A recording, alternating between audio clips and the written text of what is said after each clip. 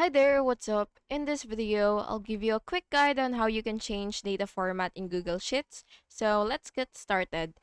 First, you will select the data cells that you want.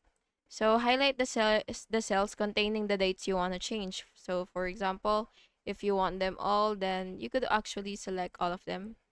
So for example, I've selected three date cells here. So what you will do basically is open the format button and then just go ahead and click that, and then you will search for number, which is right here. And now you will look for custom date and time, which is right here. And what you will do is you will choose a preset format, and you can pick from this. So it really depends on you. So for example, you want this format, so just go ahead and click that, and click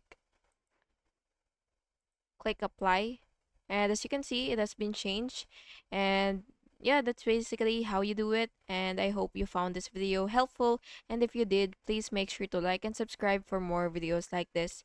Thank you and have an awesome day.